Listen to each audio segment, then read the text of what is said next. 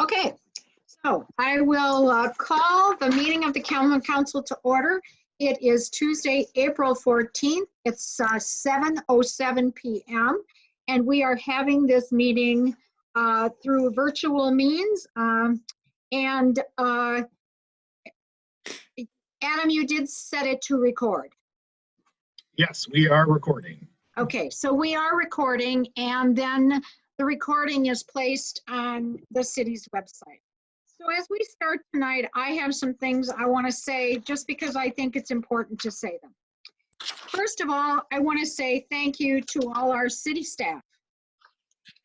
There was an inordinate amount of effort put into arranging for voting, and I want people to understand that that was very, very much appreciated on the part of city staff. I also want to say thank you to the 49 or 50 people, I think it was about 50 people, who turned out on Tuesday, the 7th of April at the Armory to conduct the election. These poll workers were incredibly brave. I got several messages back from poll workers who said they felt the process went well, they felt safe, and they thought that the people who came to vote were very appreciative. A lot of people chose to vote curbside or from their car. Which leads me to a thank you to voters. To those who voted absentee, to those who voted in person. Thank you so much for taking the initiative to vote. And those are those thank yous. I also have a special thank you tonight to Barb Stockhausen. This is Barb's last meeting as a council person. And by the way, you're going to find out we're not going to let her go. She's just not going to be a council person anymore. So thanks, Barb. You know, we're missing the fact that we can't have cake and punch. But we do believe you might have gotten something today. Yes, I did. I appreciate it. Thank you. Okay. Two And things. do you have lovely appreciation note and the plant. Okay, and do you have anything that you would like to say relative to have serving or any other thing? Well, it was the most exciting part of my public service, and I've been a public servant on many boards. This is my last council, whatever you call it. I'm not running again, but I do anticipate being a part of a committee or council or a commission in the future. So that's going to be helpful. So, okay. So thank you again, Barb, for your service. We'd love to shake your hand, but that's not going to happen. We'd love to eat cake, but that's not going to happen either. So, so much for that. And I forgot to turn on my other light. Okay, now maybe I'm actually in the light. All right, so now we will proceed with roll call, Candace. Is Candace there? Yes, I'm here. Okay. Oh, there she is. Here I am. Okay. Roll call. Barb Doss I'm here. and Killian, Here. Isaac Shanley, Here. Robin Klein. I believe you're Here. There you are. Yep. Eileen Nichols, Here. Barbara Stockhausen, here, Jason. Here. Okay. That takes care of roll call. The next item on our agenda is consideration of the consent calendar. It says the following may be approved on a single motion and vote due to the routine nature of previous discussion. Indicate to the council president if you would prefer separate discussion or action. We have payment of bills. We have the financial report for March. We have appointments to boards and committees and commissions. And tonight I have several. To the board, ET Zoning Board of Appeals, Barb Stockhausen to a 3-year term, and Tom Lindahl to a 2-year term. Housing Authority Board, James Wages and Joyce Boss. The Library Board, Lacey Taylor and Carla Wages. The Plan Commission, Larry Ward, Amy Seabooth Wilson, and Evan Larson. the Police and Fire Commission, Vicki Peterson, and the Freudenreich Animal Care Trust Fund Committee, Marcia Kortz. I would note we're still looking for, there's still vacancies on the Community Development Board, the Redevelopment Authority Board, and the Historic Preservation Commission, and there are several alternate positions open on other committees. But I guess having a little time means I can call people and talk to them about these things. So those are the appointments. And Candace, I did try to send you a document so that you should have this. I did. Thank you. Okay, we also have the street closing permit, Park Place from Irving Street to Market Street for the Farmers Market on Saturdays, 6:30 a.m. to 1 p.m., May 2 through October 31. And we have the notice of the council organizational meeting, which will be held Tuesday, April 21st at 6 p.m. And resolution 20-08, the designation of emergency responder employees under the Family First Coronavirus Response Act. So I know that there are a couple people here that are here because of the street closing permit. So I would ask that we pull that from the consent agenda so that those people who are here for that particular item can speak. But otherwise, I would take a motion on A, B, C, E, and F. I'd make a motion to approve the consideration of the consent calendar minus the D street closing permit section. Second. We'll vote. What was the second? I just heard Second. Oh, Ken. Ken. Thank you. And the vote is Doss, Yes. Killian, Yes. Shanley, Yes. Klein, Yes. Nichols, Yes. Stockhausen, Yes. Harts. Yes. Motion carries. Okay, and as I noted, there are two people here tonight who are here because of the agenda item that deals with the street closing permit. So I'm going to ask, first of all, I'm going to unmute Jenna Phillips. Jenna, please I'm going to try to unmute you. How do I do that? There we go. I did it for you. Okay, Jenna, I believe, is the one that is the farmer's market manager, I guess is what I would say, and submitted the street closing permit. So Jenna?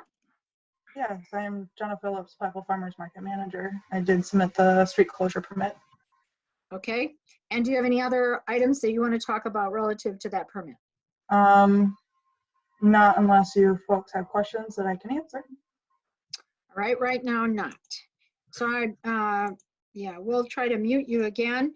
And I believe the other person here that has interest in that is probably Mr. Martin.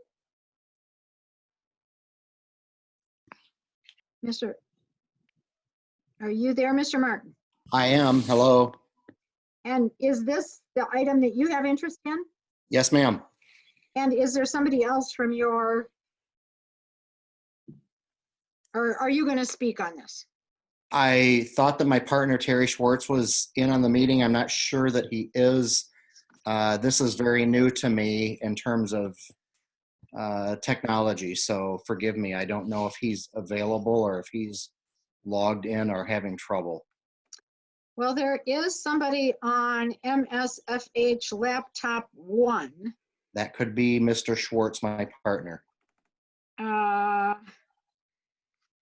don't see him on my Zoom, but again, I'm not very savvy with a lot of this. Who is MSFH laptop 1? I am. My name is Nathan Pop. Okay, so Nathan is on, but your partner doesn't, Mr. Schwartz does not appear to be on. He may have had difficulty. So, Mr. Martin, do you want to speak to this? Well, I'm hopeful that you've all received our letter. Is the council received that? There was a letter, I would say about a month ago. Council members, if you recall receiving this, would you put a thumbs up so I can see by your show of hands that you have read this letter? I see Jason, I see Isaac. Eileen, yep, okay. I believe we all have seen the letter from what I can tell. I think the letter is very explanatory of our situation. We're a business that is 24/7, 365. We do dutifully, want the market to take place. It just is extremely inconvenient for us, as the letter states in its documentation of how it affects us. And so your alternative would be what? We're asking that the market be moved to another location so that we can operate business.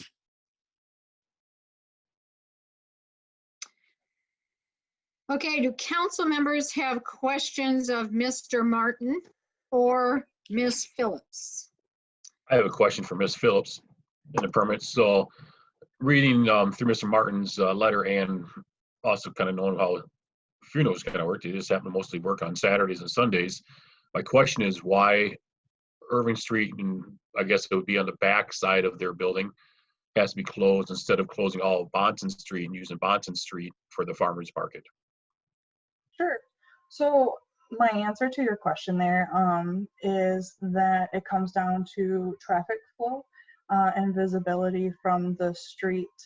If you go on to the DOT website, you guys probably have seen traffic on the DOT. On the Chestnut there, right in that location, has 5,200 cars that were counted as of last year going through that area.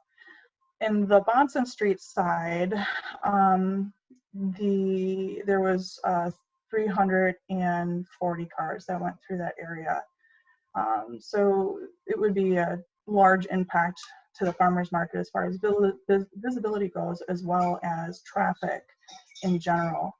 And I might refer to Cuba City. I'm going to pick on them just a little bit. The Cuba City Farmers Market last year had moved their farmers market from one block off the main drag on Highway 80 there.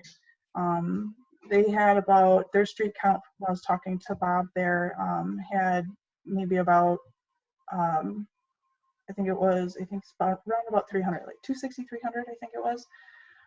They moved it to the main drag, Highway 80 in Cuba City there, where they had 5,200. They noticed a significant difference in their sales numbers for their vendors as well as attendance. This year is the first year that we have counted our sales and our attendance for it, so I don't have years past where we were not on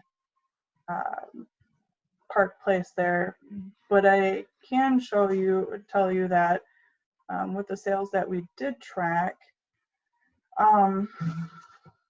we did move 3 times for Martin Swartz Funeral Home, and our sales were down roughly, the worst day was $1,200 that our sales were down, and the other 2 were $1,000 that they were down for sales overall as the market. So the biggest thing is traffic and visibility and sales for my vendors, which we average about 23 to 25 during a normal season. Okay, Isaac, does that answer your question?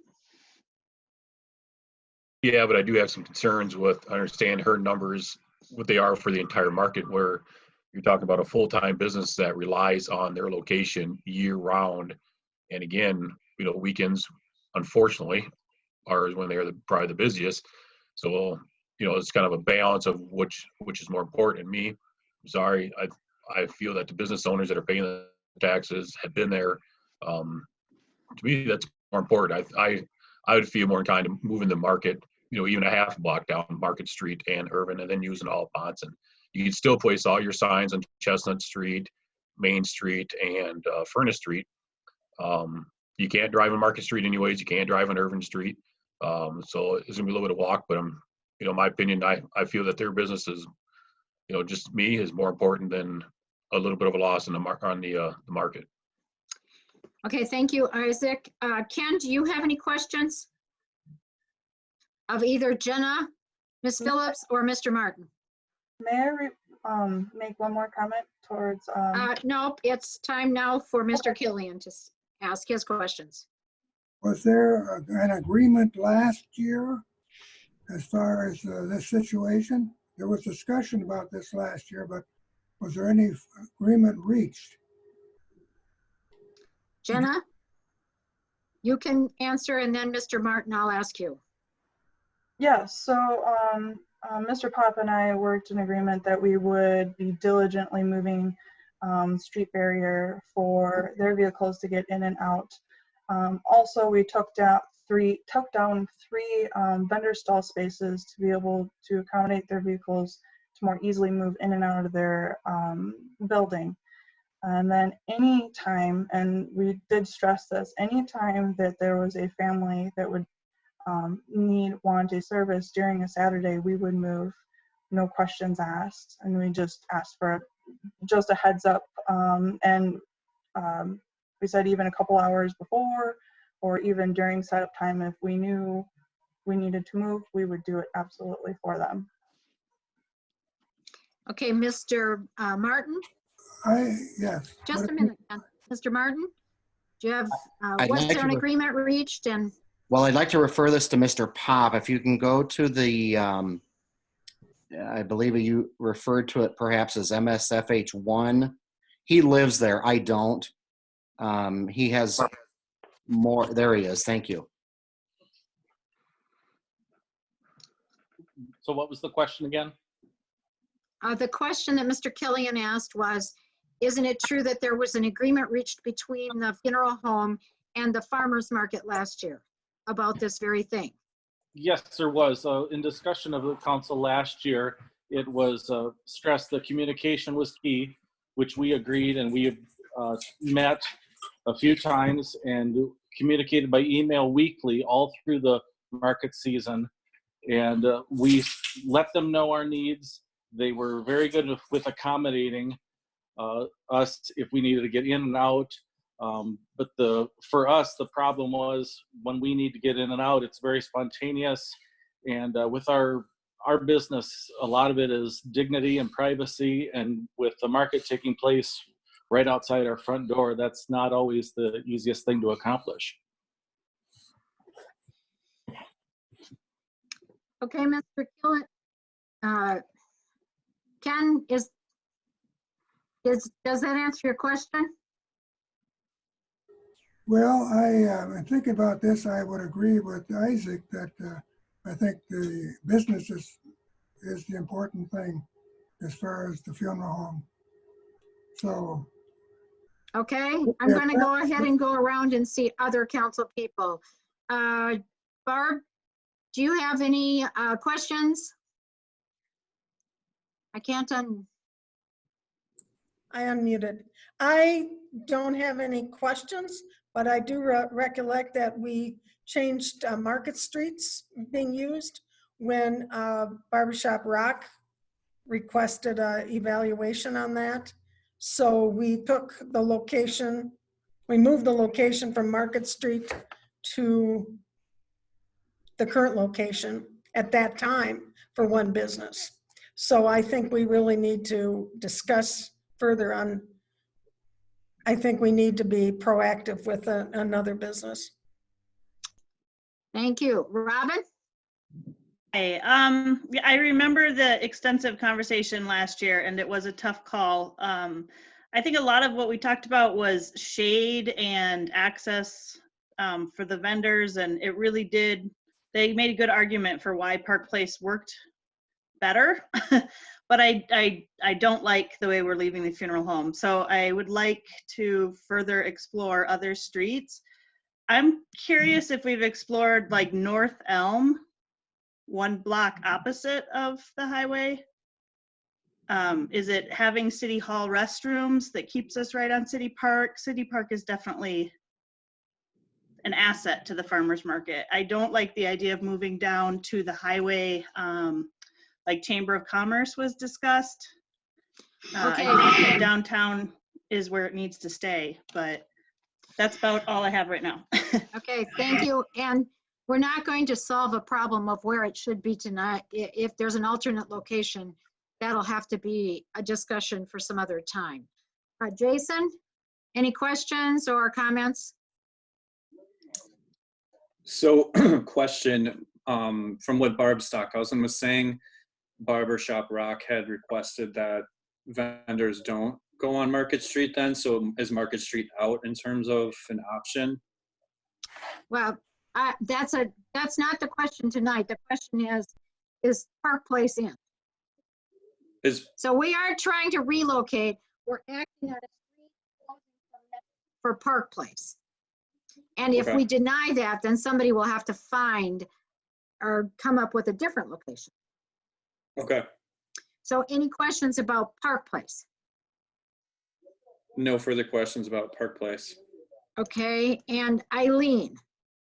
No, I think the questions that I would have asked have been already answered. I want to credit the farmers market, Jenna, for trying to make this work. I think you made a really good faith effort. I think so did the funeral home, but I would have to agree that it still seems to be a concern for the funeral home, and I think we should look at alternate locations for the farmers market. Okay, so from the council standpoint, there's a motion, there was a street closing permit that was requested. So we would either need a motion to accept or to grant the street closing permit or to deny the street closing permit. I would make a motion to deny the street closing permit. And this is specifically for Park Place from Irving Street to Market Street. Second to the motion.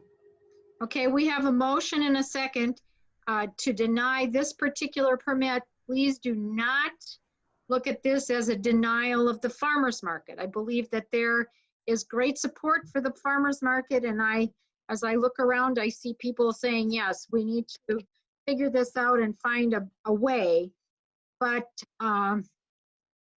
we understand that the need of this business too. So Candace, we have Can I ask, is there room for discussion?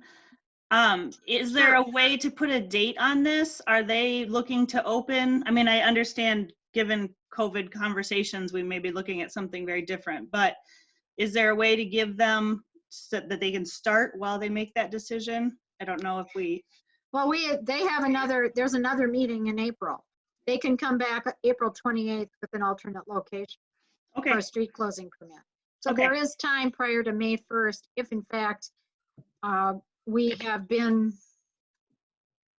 actually I think a lot of farmers markets are starting because you can maintain distance in farmers markets. So we do have a motion to deny the request for this particular street, Park Place, Irving to Market, but not necessarily that is not reflective of the council's feelings about the farmer's market, just about this particular location.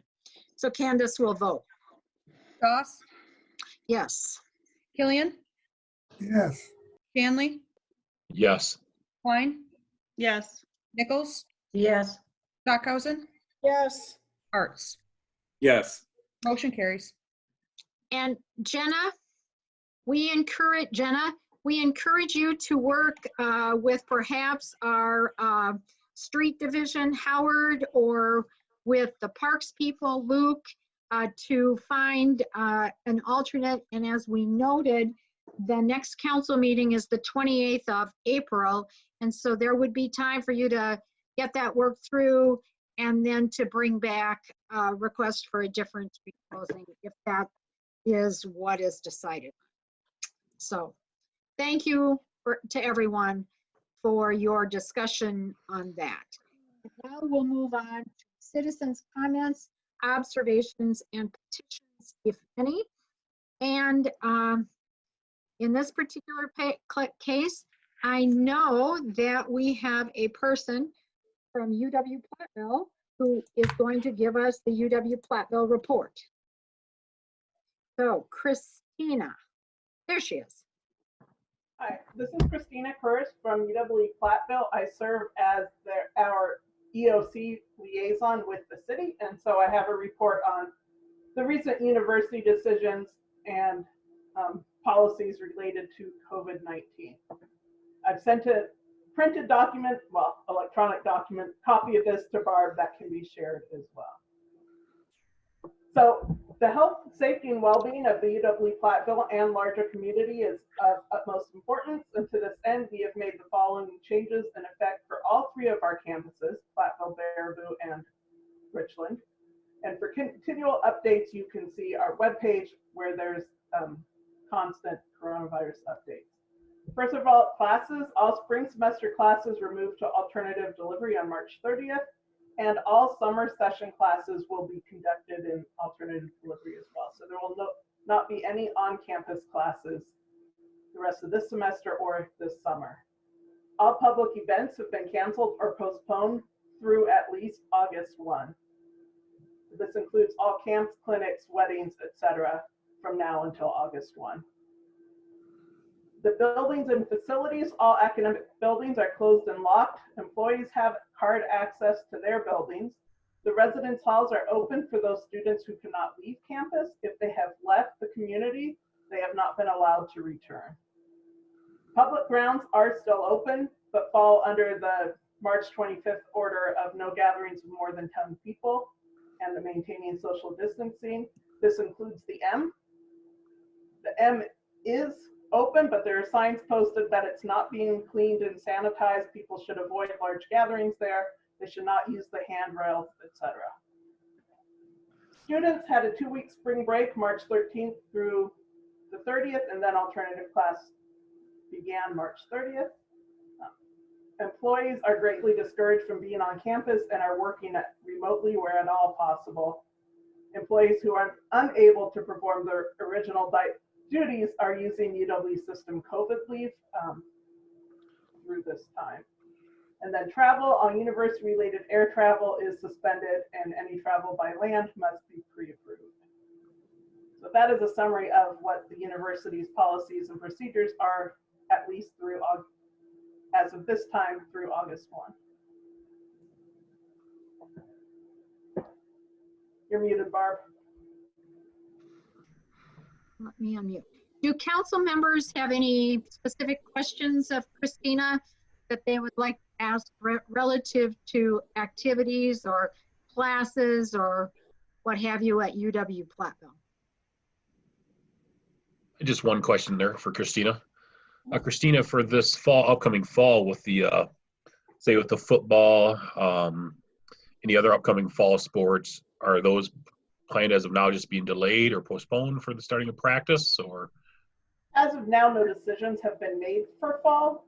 That's why events were canceled through August 1 to allow things to start in August and September, depending on what happens over the coming months. That could change. Sure. Thank you. Anybody else with a question of Christina? Christina, are all people who are employed at UW Platteville still employed, or have you had to lay off any people? As now they're eligible to use the COVID-19 leave from UW system. They're up to about 160 hours of leave they could use. And after that, further decisions will have to be made. So right now, they're either using COVID-19 leave or they're working from home or something like that. Yes. Anybody else with any questions? Christina, I learned this week from Second Harvest Food Bank that the Pioneer Provisions Food Bank on campus is indeed still open for students. It is. It's by appointment, so students can contact them and make appointments to pick up food. Food services is still serving them. Okay, and how do the students know that? There have been many communications to students via email, webpage, and Canvas. Okay, good. So students were aware of it. The lady from, like I said, Marcia from Second Harvest called me this week and was telling me that, and it was my understanding that that had been closed down. But it's great to know that students are aware that it's open and can make appointments and stop in. That's great. Any other questions of Christina? I have one. If students have internships for the summer, are they being allowed if their internship sites are still willing to host or accommodate?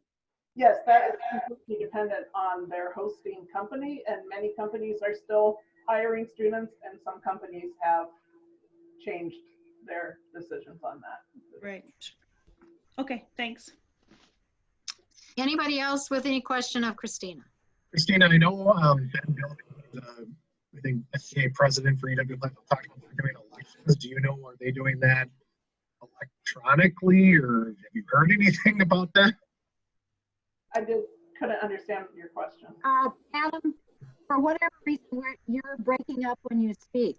Ben, the Student Senate president, sent us a note. He can't be here tonight, but he noted in his communication to me and Adam that it was election time and that the students would be voting on a new student body president and vice president, and that they would also be voting on some referendum. And I don't know what the referendum question was. Adam's question specifically was, is this all done Yeah. electronically? Yes, actually, for the last couple of years, I believe they've been doing electronic voting, and so that has continued, right? Okay, any other council member with any question of Christina?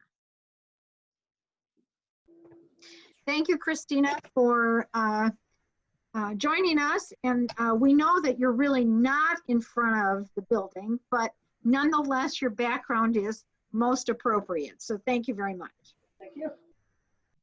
All right. Other citizens' comments, observations, and petitions.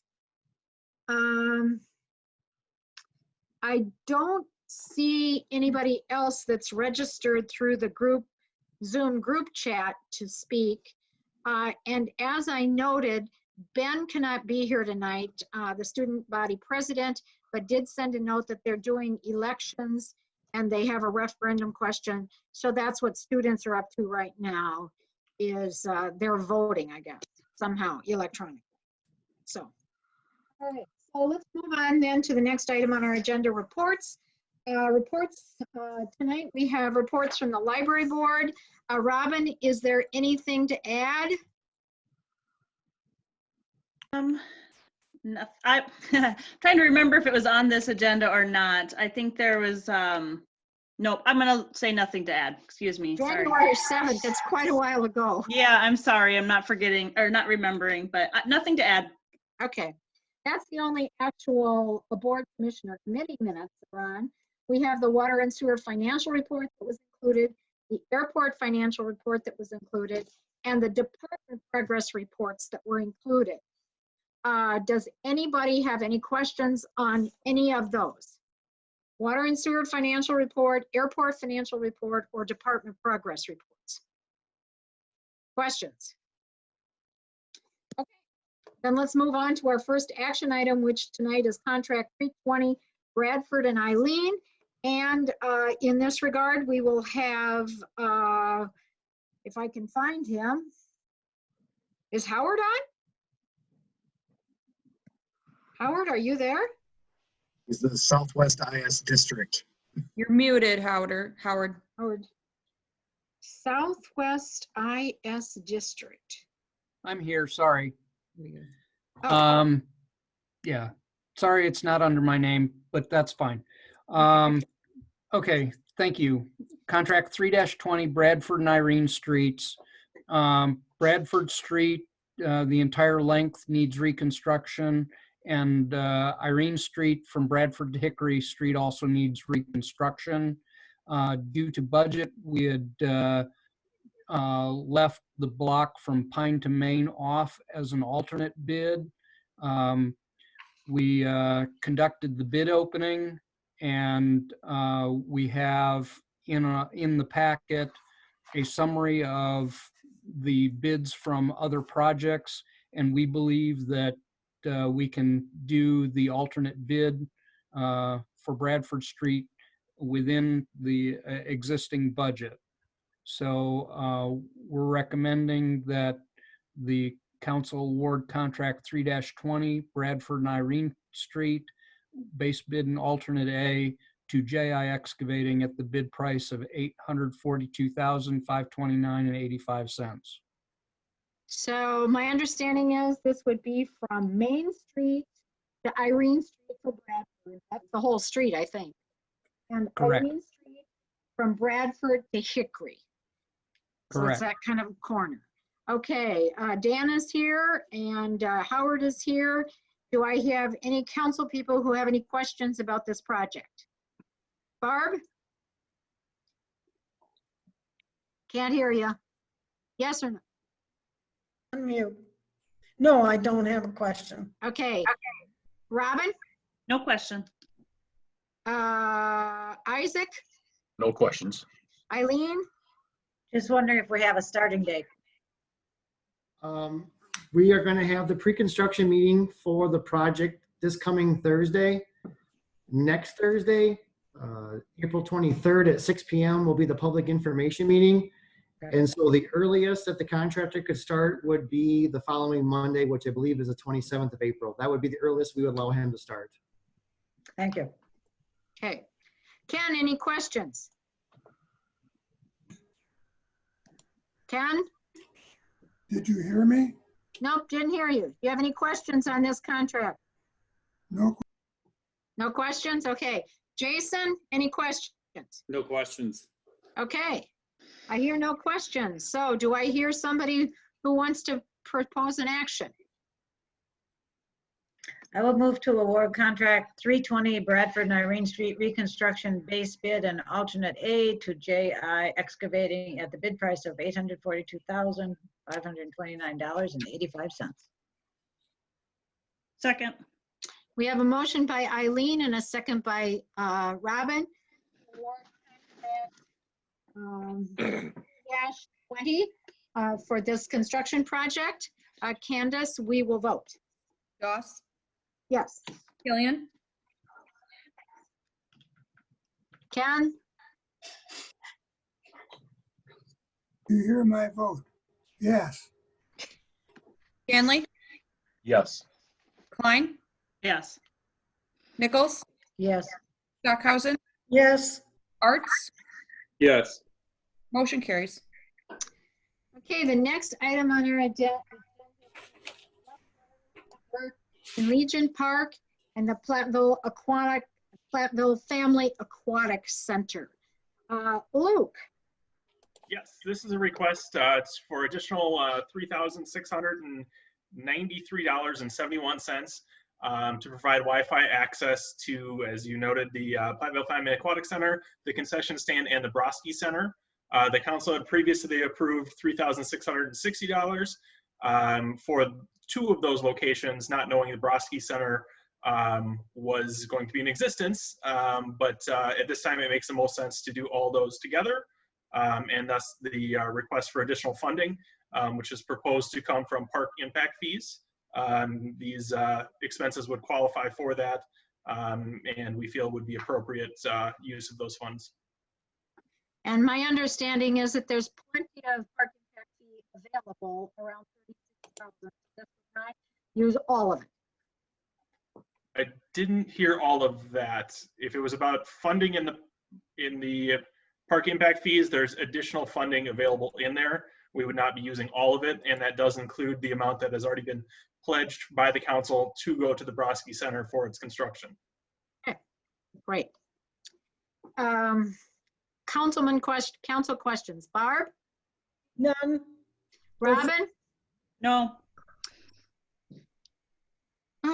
Jason? No. Isaac? No questions. Eileen? No questions. Ken? No question. All right, do I hear a motion? I would like to make a motion to allocate additional $3,693.71 from the park impact fees to establish wireless guest networks at the Broski Center concession stand in the Platteville Family Aquatic Center. And do I hear a second? I'll second that. Okay, we have a motion by Robin and a second by Isaac to approve this additional $3,600 and change for a wireless network, guest wireless network. We'll vote. Candace? Doss, Yes.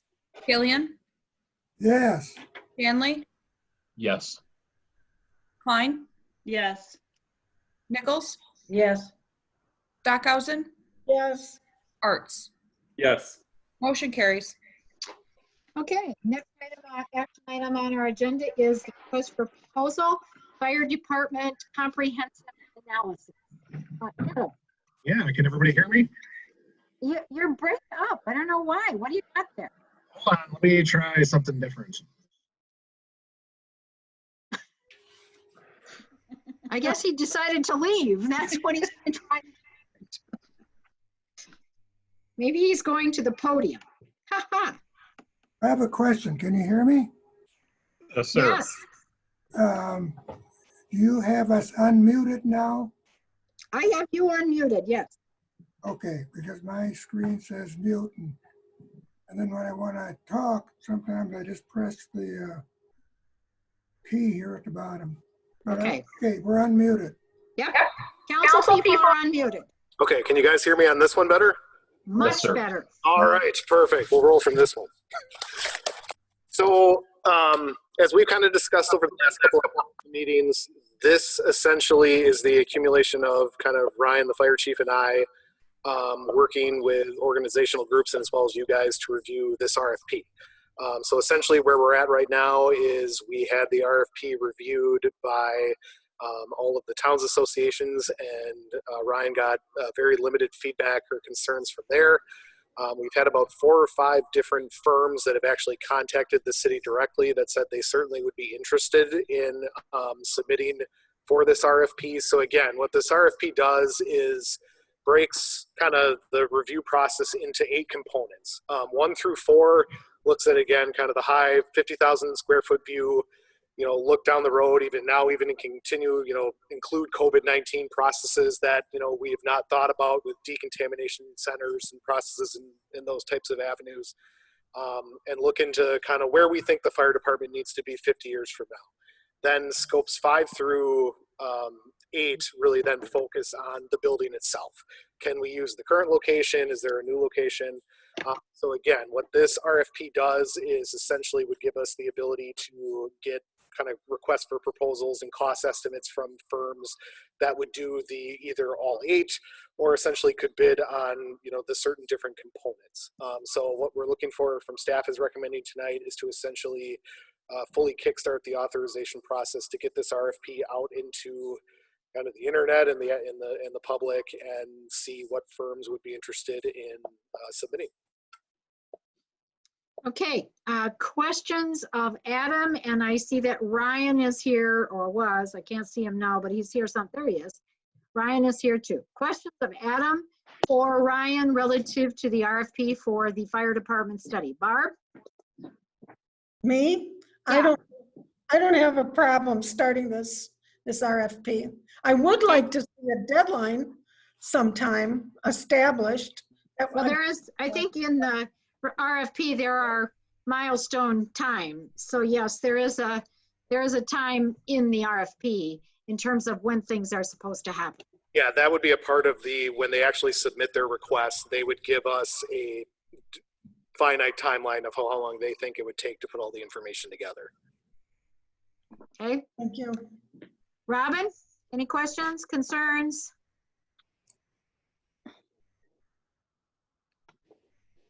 I have a question. Just a minute, Ken. We're working on Robin right now. If she'll unmute herself. I'm good at this time. Okay, very good. How about you, Jason? No questions. Isaac? No questions. Eileen? No questions. Ken? Yes, in reading through this, one place I believe I found the time of 50 years. The other place I found 20 years. So which one are we going to follow, or am I missing something here as far as what I read? Or did I read too much or what? But I went back and looked and I couldn't find the 50. So city manager, I believe, said 50. I think one place it said there 20. So is there anything there that you can give me as far as what it's supposed to be, as far as time frame? Yeah, so the current RFP under number 1 does say future service delivery. So where you saw the 20 years is the study should consider projects not fewer than 3 years or 20 years into the future. As far as, so what we're looking for is, with that, we're trying to make sure that they look at in considering, you know, firefighting 50 years down the road. The project itself, we want them to kind of give us a timeline of saying, okay, if you were to build this building, you know, it wouldn't be any fewer than 3 years, but we don't want them going any further than 20 as far as the building. We do want them to kind of give a hypothetical range of, you know, think 50 years down the road. What do you foresee for firefighting? So that's where that comes from. Thank you. Both of those are long enough for me. I think somebody might be unmuted in the audience. Yeah, it would be somebody who must be on a phone. And when they're unmuted,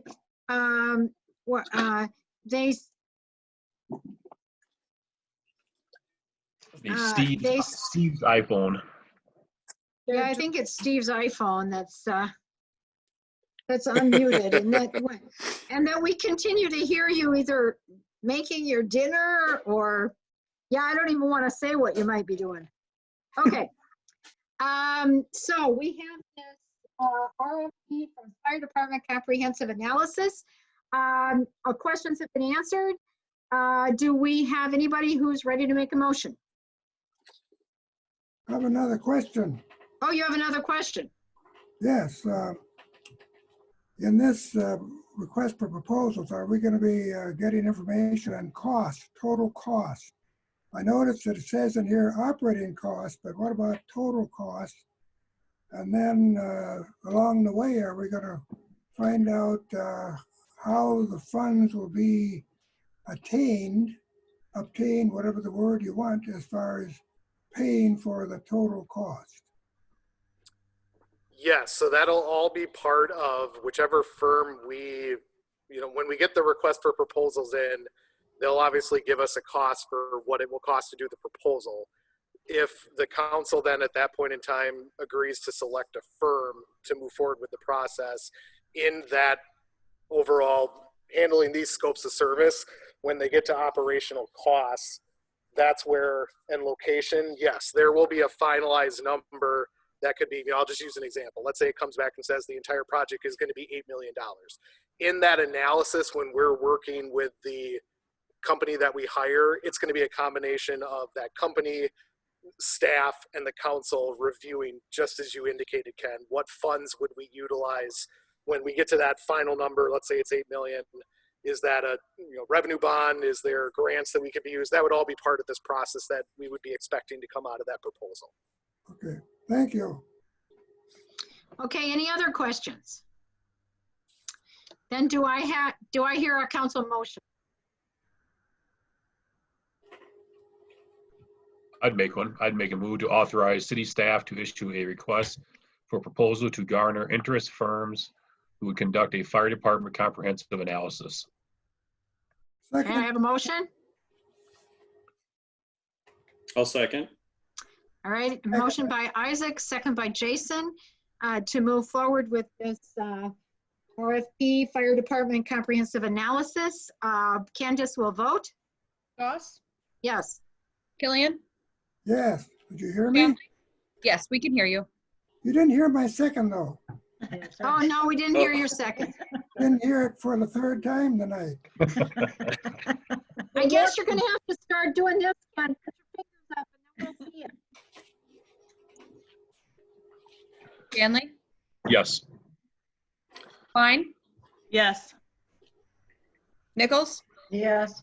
Stockhausen, Yes. Arts. Yes. Motion carries. Okay, that marks the end of our action items for tonight. We'll move into information done and discussion. And the first item on the agenda is amendment to Chapter 6, Animals. And Joe, I believe this is wherever Joe went. Joe, there you are. Joe, this is your item. So please enlighten us. Okay, so we made some additional changes to the draft ordinance. I believe you all received a copy, but Mr. Dan Winch had submitted some comments for our consideration. So we took a look at those and actually included many of those suggestions into the ordinance, which has been modified accordingly, is in your packet. But to highlight those, he made some comments regarding the language when the Planning Commission decided to add the limit on the total number of animals being dogs and cats. We kind of added that requirement or that restriction in with the kennel language.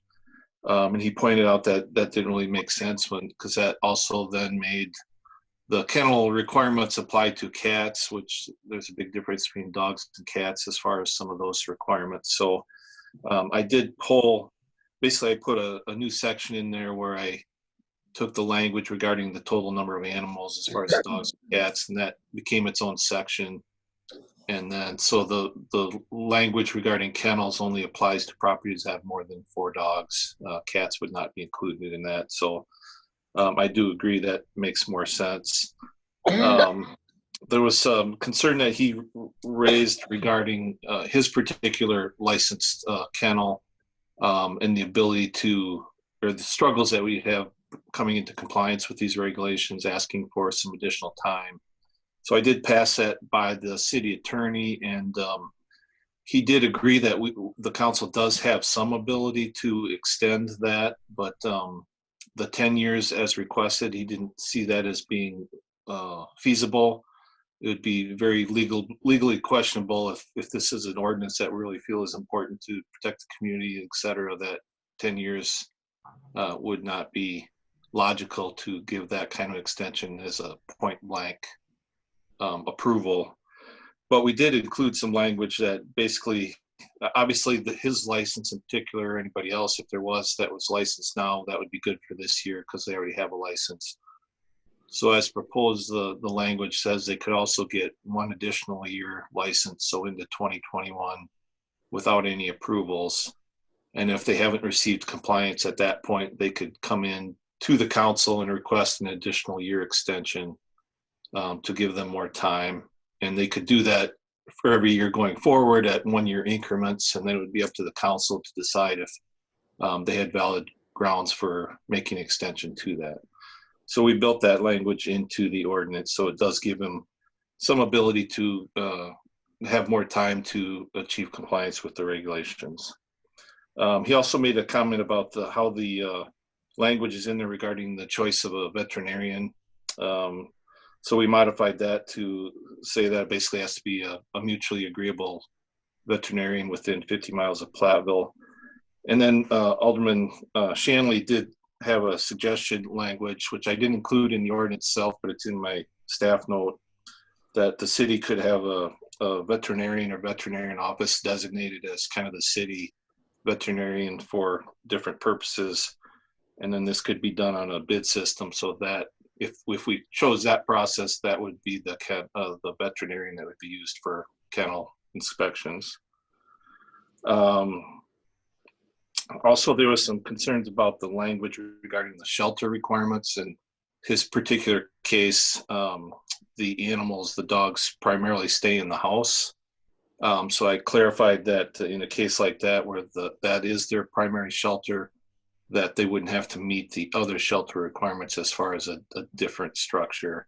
If that's not the case, then they have an outside structure of some other form, then they would have to meet those requirements. And then a similar concern about some of the language regarding the composition of the walls within the shelter, the word smooth, he was a little bit concerned about, because there could be some adequate materials that would be suitable for that situation would not necessarily be considered smooth. And I could think of a few examples myself that would apply, so I took that language out. So those are the highlights of the changes. If anybody has any questions, I'd be happy to answer them. The Okay, changes that Barb, you put in, just a minute, Ken. I'll go around and ask. Barb, any questions? Well, I had mentioned a number of months ago when these animals can get light time, being outside, get sun time. I will continue to ask that question. I don't know if that's in here. Sorry to say, I don't know the exact paragraph, but I just want to make sure they do get out and about, like in the back for a little while or something. So Joe, there was a section that dealt with light. And is that section still in there? There is a requirement that shelters need to have adequate light, but there is not a requirement that the animals have a certain number of hours outdoors or anything to that nature. The reason I mention is because I do believe the state has some kind of criteria for that, but I don't have specifics. Okay. Thank you, Barb. Robin, any questions? I just want to say thanks to Joe for working with Mr. Winch and his suggestions, as we agreed to do in a conversation with them, and see which ones would work. One of the only ones I don't see addressed, I still kind of wonder about, is the square footage of the property, and if it is a restrictive number that we have included there at 15,000 feet, I think. So just, that's my only comment. Yeah, as proposed, it's still 15,000. I didn't hear any consensus from the council to alter that, so I left it as is. I mean, it's not totally arbitrary, but at the same time, it could be. I took that language from another community. I believe it was the village of Pewaukee. I did look at some other ordinances, and the other ones were actually significantly larger than that for the requirements, so I picked the smallest of the ones that I looked at. I wouldn't have a problem with a different number, but I guess personally I feel there should be a limit, because I believe there are certain locations where a kennel just is not appropriate in a small lot in a compact residential neighborhood. I would see issues inherently coming up with that type of a location. So I believe there should be a number. I don't know if exactly if 15,000 is the right number, but I guess that's what we have proposed. Could I get any of the realtors to weigh in on what are typical small but family lots in Platteville? I kind of did some math, I thought myself, and got more like 9,000, but are those exceptionally small? Can anyone that knows more on the subject speak to typical normal but smaller size lots in Platteville? And I don't want to speak specifically to Winch's property size, but do we know? I think that has been mentioned and I don't recall what it is. Many of them are 6,000 Isaac, feet and minus. excuse me, Dan. Well, Isaac? the lot size would just, it all kind of depends on which part of town you go into. So down in the Roundtree Avenue, down there, you are going to have some smaller lots in, we'll say, a block or two of his. You get a block over, you start going up into 12,000, 15,000. Or Robin's property is that same thing. You get in some of the smaller lots. Get into my slot or my area. I think I have a 25,000 square foot lot roughly, but I have a double lot. So again, it just kind of depends on which section of town you're in. Barb Doss, your place there, you kind of have a mixture. You got some average 10 to 12,000, then you got a couple in that neighborhood that are almost an acre in size. Mm-hmm. So again, it just depends on the part of the town that you're in. Robin, does that answer your question? Yeah, it does. Okay, Isaac, as long as you were talking, do you have any questions on this? No, just what I reiterated earlier about the choosing of the veterinarian clinic or services. The fact that if it's a mutually agreed one, you could be sitting there going on for months on, nope, I don't agree with this person. Then we go back and forth on who's, where do you stop? If what they're doing is just looking to make sure that the kennel meets what the city's code is or the ordinance, you're really not doing much for, surgery or looking at, they're just making sure that the property meets the ordinance in question. Okay. Eileen, any questions, comments? Yeah, I have a question to follow up a little bit on Isaac's comment. If you're just looking at the size of the property and making sure it meets the ordinance, is that all that a veterinarian does? Joe? There's other requirements regarding the kennel layout, the condition of the shelter and so forth, that they're really looking at it from the animal standpoint to make sure that the welfare of the animal is being considered. And are there sort of state standards, as Barb refers to sometimes, in terms of that? Or are we taking some of these standards again from other ordinances also, or how do we get those? They would primarily be looking at our ordinance, but I think they're also just looking at their experience dealing with animals and what they would feel is appropriate conditions for the animals. Okay, I would agree with Isaac. I think my thought too was that you could go back and forth trying to mutually agree on a veterinarian. I would prefer that we designate one. The other question I have is on the proposed changes, Joe. Language that allows the current licensed kennels do not meet the requirements that they can continue with their current license plus one more year. I'm just wanting to be clear. Is the license January to December? Is that the time frame? Yes, it's a calendar year license. Okay, and so it says plus one more year, and I thought I heard you say that it would be automatically continued if someone wasn't in compliance now for one more year. Would there be inspections though at the end of the licensing period to make sure that things hadn't changed? It's the first year. So in this particular case, I think what we do is do the inspection based on basically the code as it exists before these changes are made. Make sure they're in compliance with at least those requirements. But there wouldn't be any additional approvals that would be needed. But to go beyond 2021, then the council would have to agree to an extension, and I think any approvals would be based on the new ordinance as adopted. Okay, so at the end of 2020, there would be an inspection to confirm that even the existing code is being met. In other words, they don't. Sorry. I think we would do one, but based on the code as it exists today. Right. Okay, yeah. Great. That's what I wanted to know, to be sure that it would be inspected. So if things had changed dramatically in 2020, you would know that and could address those issues based even on the current code. Right. Okay. Okay, Ken, do you have questions? Ken? Yes, can you hear me? Yes.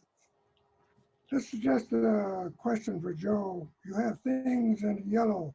Are those the ones that you worked out with Dan Winch? And will those come back in yellow next time, or will they be in the usual print? I believe the copy with yellow is the older version.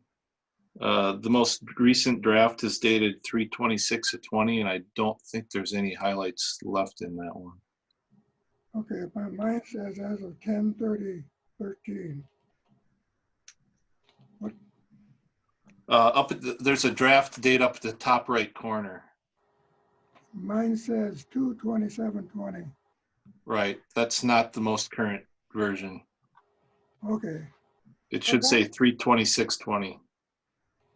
Okay. Joe, then we don't have the current version because the version I have also has 2/27/20.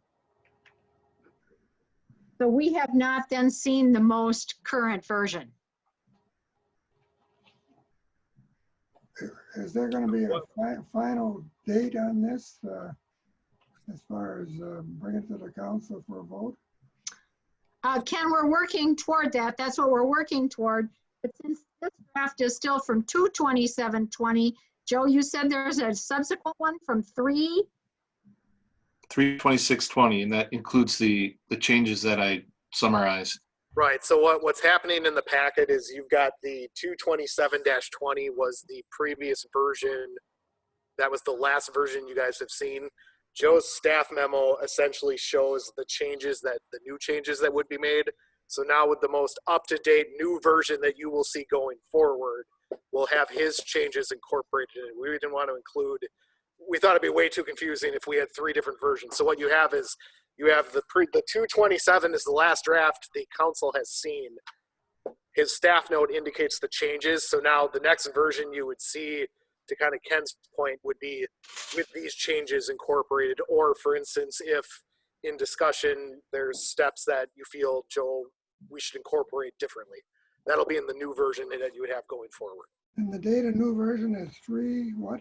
Well, the date of the new version, Ken, will be the version that's made after we have this discussion tonight. So the newest version that you'll see in a packet after tonight will have a date of April 15th or April 16th. So this is not, I mean, this is not on for action.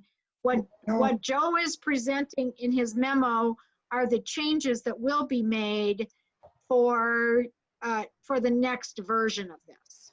Okay? Next version is April. Next version, and it is April. Jason, do you have any questions? No further questions. Okay, so I think I've made the rounds with all the council people.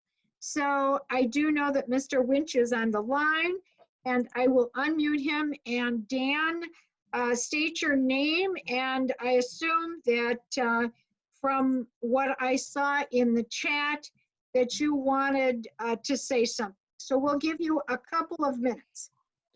Okay, so yeah, Dan Lynch, 345 Bailey Avenue, Platteville. There are some changes in here that that Jill put in, and in looking at this, there will, if this goes through as it's written, it will not be possible for us to be in compliance. As he mentioned, there were ways around that.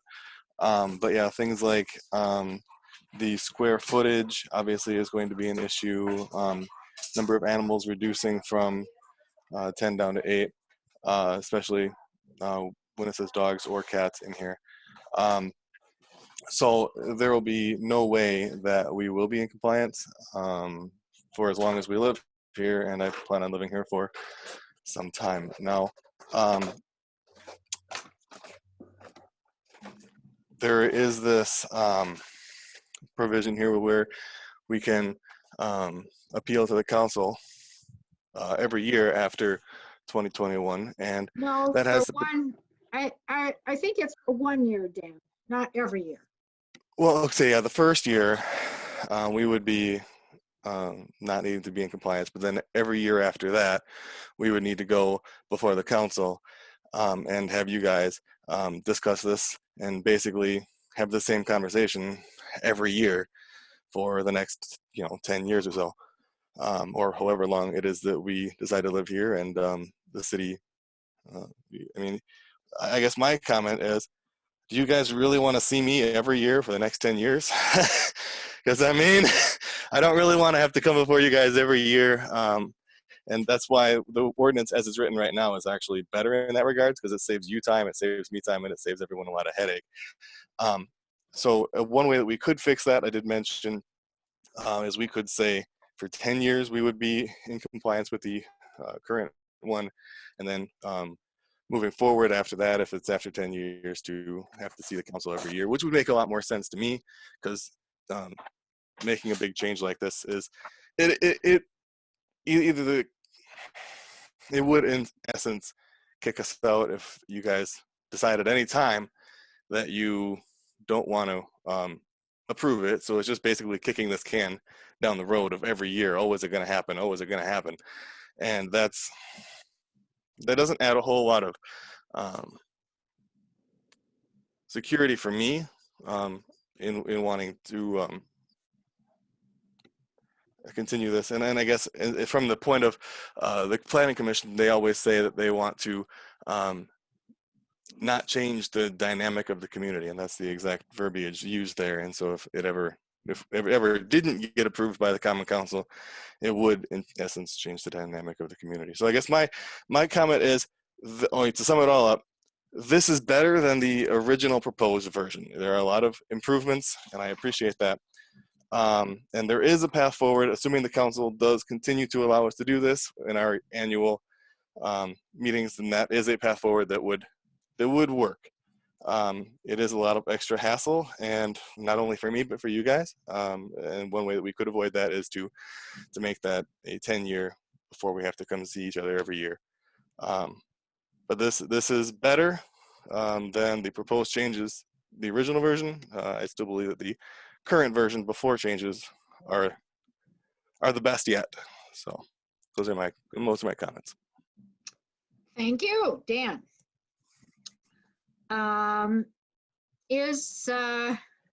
Council, we know that Joe has made these proposed,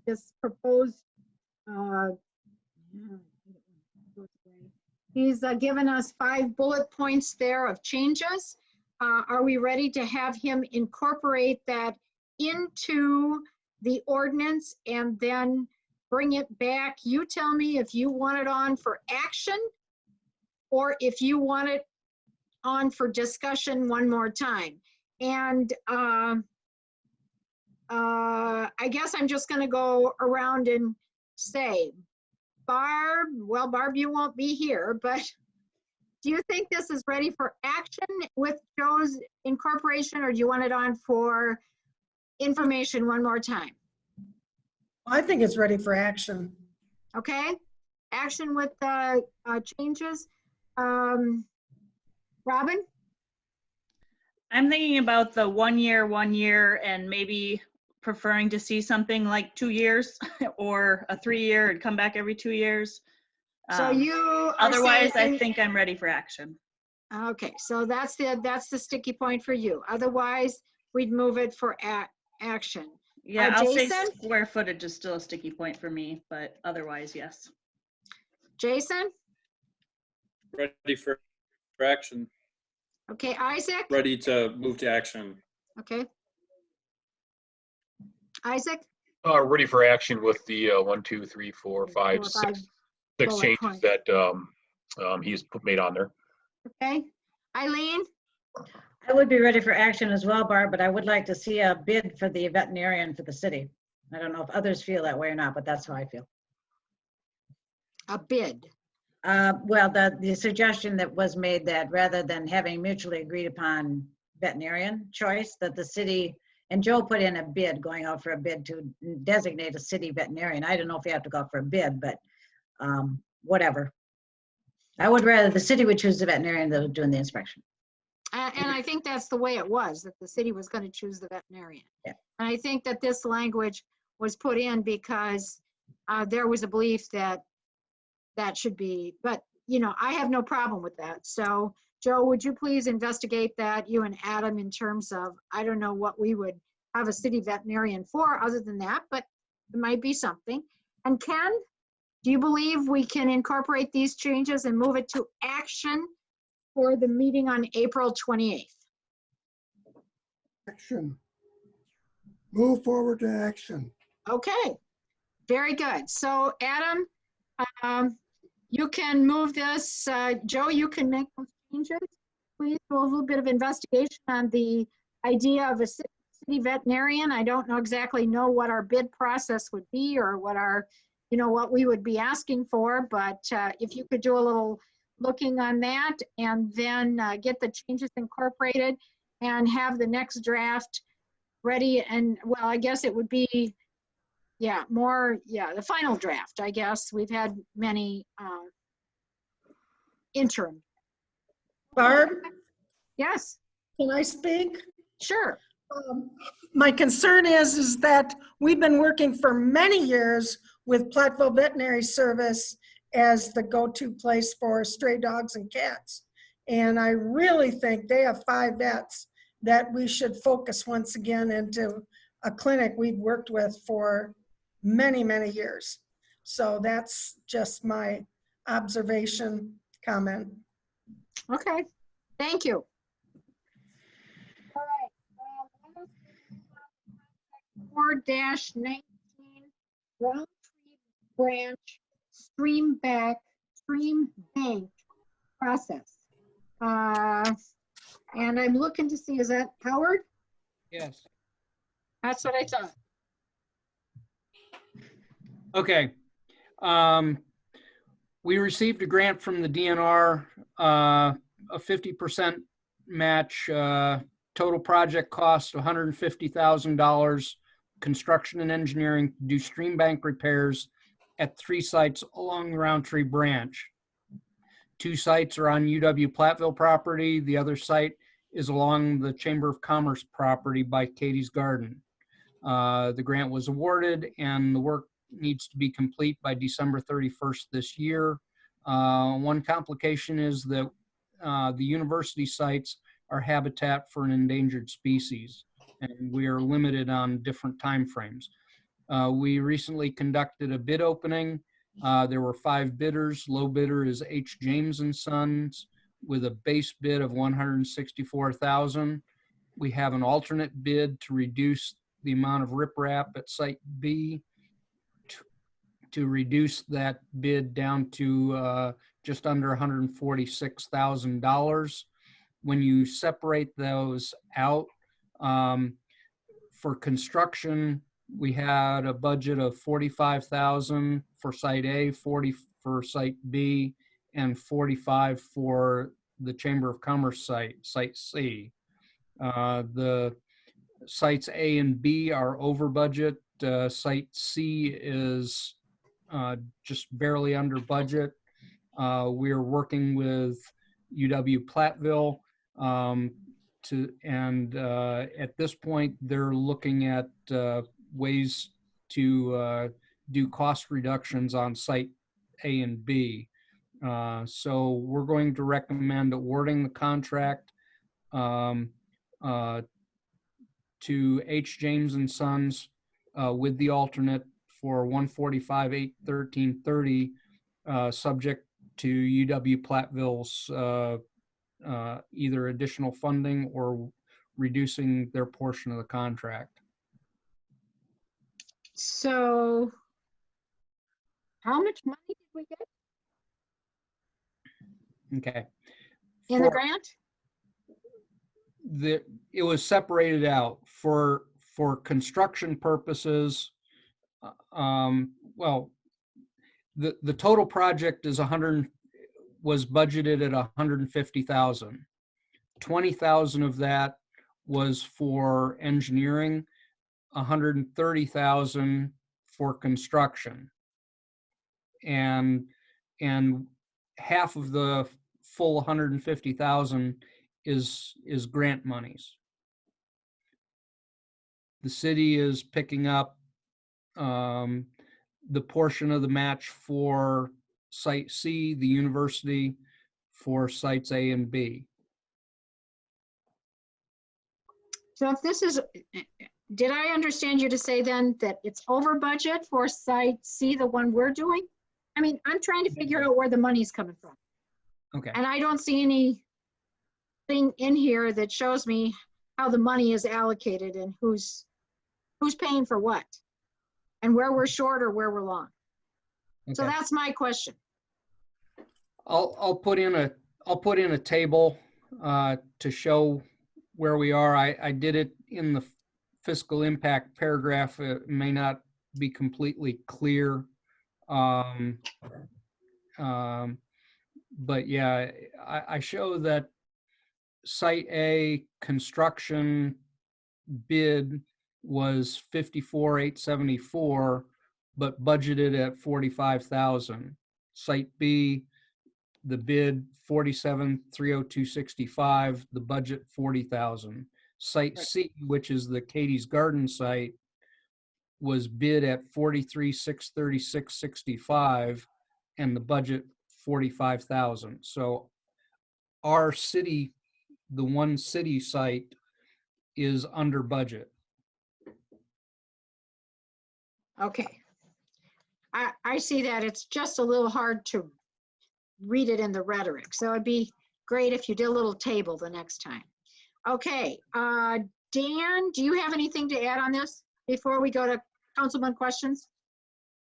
The only thing I have to add is that we've been working with the university on either getting them to increase the budget or going through and reducing the scope of the project for sites A and B. There are some things that we can do, maybe not put as much riprap in, maybe not go upstream, downstream as much in order to reduce costs and get it within their budgeted allowance. Okay. All right, questions on this. Barb, we're going to start with you. Excuse me? Questions on the riprap, stream bank stabilization. Yes, are you talking to me? Yep.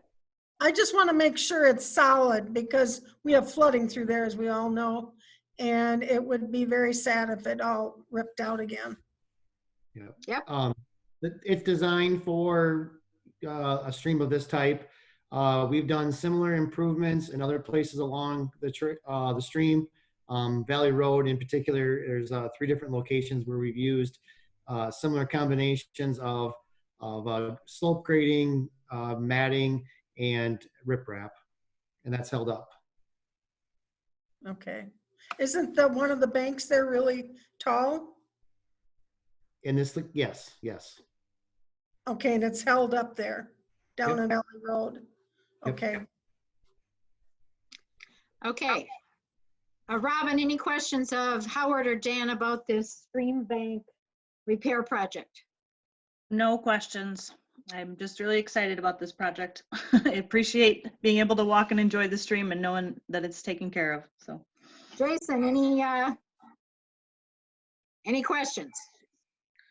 Just clarification on the numbers. So in order for the project to go forward, the university has to agree on their set, like. Yes, that's correct.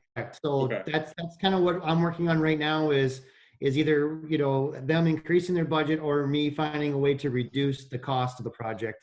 And I think between the 2 of them, we can safely do that. Okay. Isaac, any questions? No question, but just a comment that I would just like to see that the city is only paying for our section of it, that the university and Dan and the DNR figure out how to either lower their portion of the cost or, come up with more of the money so that the city is only funding section C. Yep. So Correct. we have the money, $130,000 grant. Of But we're that, only- 40,000 is, so that when they applied for the grant, I believe it's safe to say they applied for the grant for the whole process. But we're only responsible for section C.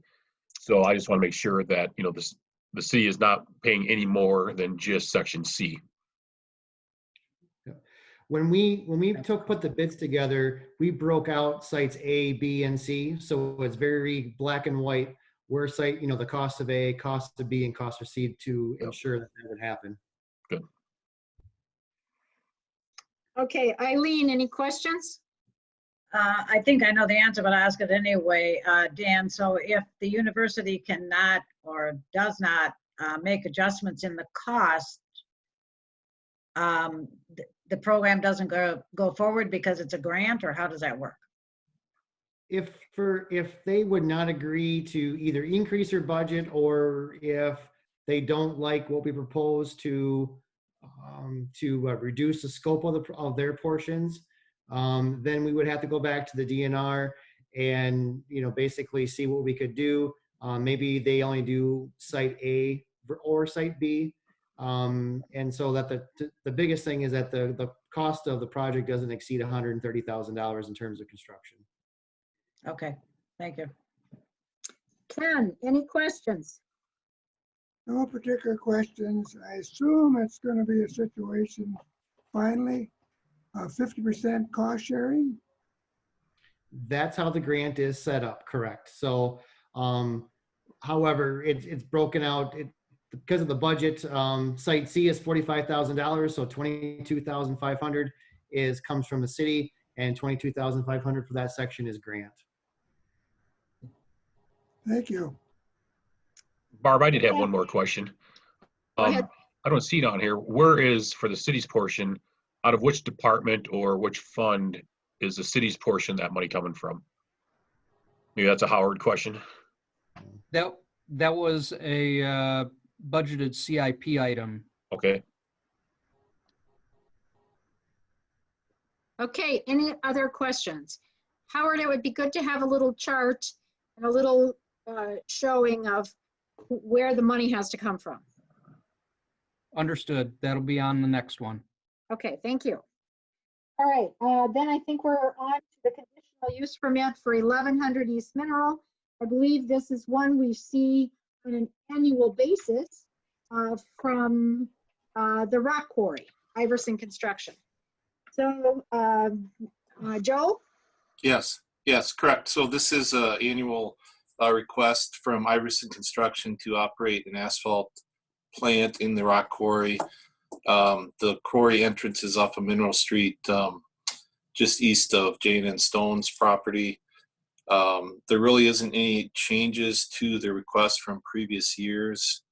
The only, I would say, difference in this year was some discussion at the Plan Commission level related to the fact that the bike trail crosses the driveway to the quarry just off of Mineral Street, and there was some, I would say, concern about the speed of the trucks driving in that vicinity. So that was a condition that was added to what I would call the normal conditions that we usually have. They also take into consideration some speed control in that section, and the applicant did agree that they would start with the easy solution is to talk to the truck drivers, and then if that doesn't work, they'd install some signage, and if necessary, proceed beyond that, but they would take that into consideration.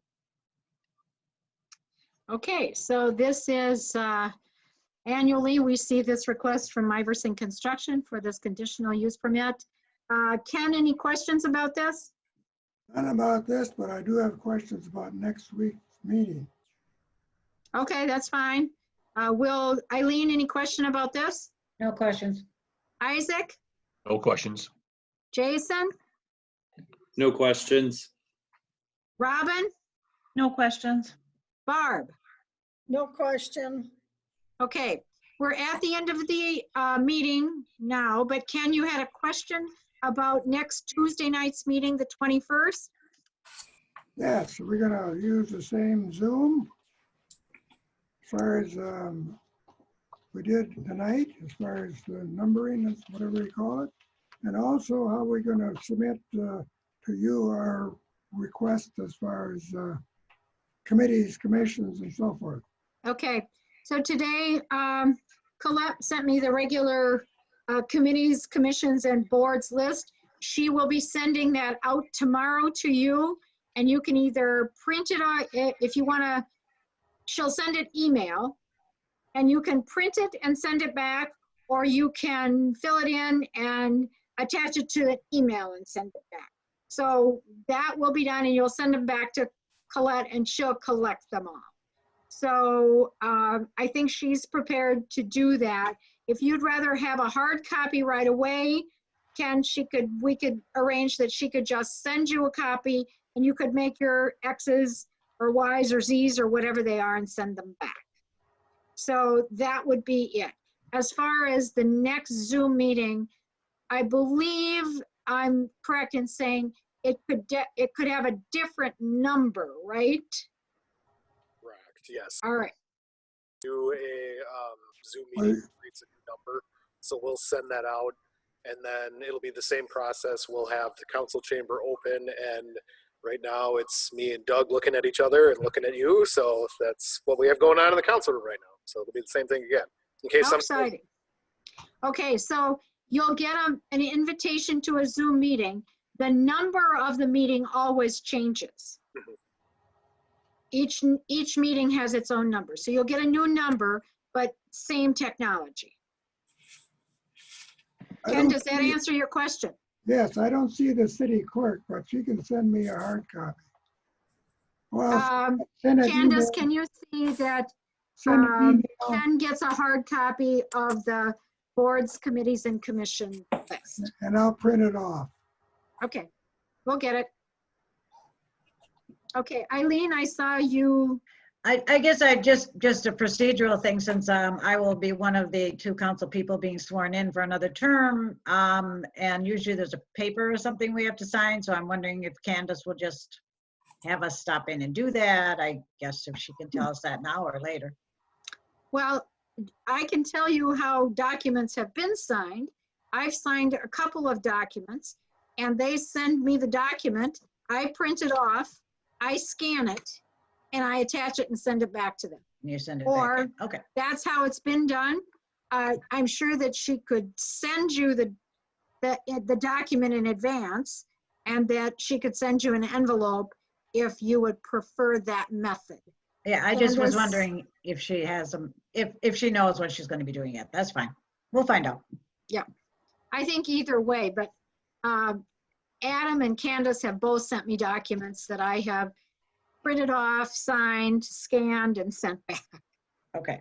It's a lengthy process, but it works. Any other questions about that? And the meeting next week on Tuesday is at 6, and the meeting will be followed immediately by orientation. And I'm assuming that most people on this call know that Kathy Kopp was elected to the position that Barb is vacating. And so it would be Kathy that will be sworn in.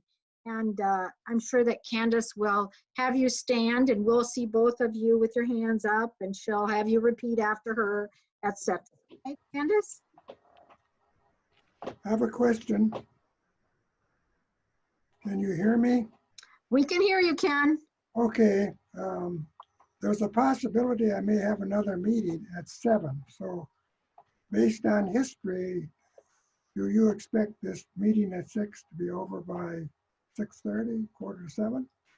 Definitely. I think based on history, it hasn't lasted more than about 20 minutes at the most, unless people have trouble getting into the Zoom meeting. So folks should think about trying to get in. I've started trying to get in always now 5 to 10 minutes in advance, and then I can just sit there and wait to be admitted. But that way, if I have trouble, and I've had trouble, that helps.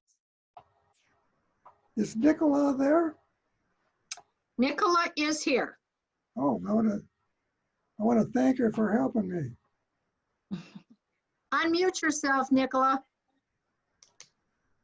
I was clicking furiously, but it was not unmuting. However, here I am. I'm still awake and I'm still here. And you heard your thanks. I did, and it was my pleasure to help you, Ken. Thank you. Okay. All right, there's one person on the call, Sarah Gassman, Randall. Was there any specific reason you're on the call tonight? Sarah? No, I just found it and I thought I'd watch. Oh, okay. Well, that's fine. I just wanted to make sure that if there was a specific reason you were here, that we addressed that. So thank you. No, thank you. All right, very good. I believe we're at the portion of our agenda where we take a motion. I move to adjourn. Did you hear that? I heard that. Barb Stockhausen? Yes. Are you seconding the motion? Yes, I am. All right, we want her to have the last word at the last meeting. So we have a motion by Ken and a second by Barb to adjourn. We'll vote. Candace? Doss? Home. Yes. Killian? Yes. Stanley? Yes. Klein? Yes. Nichols? Yes. Stockhausen? Yes. Arts? Yes. Motion carries.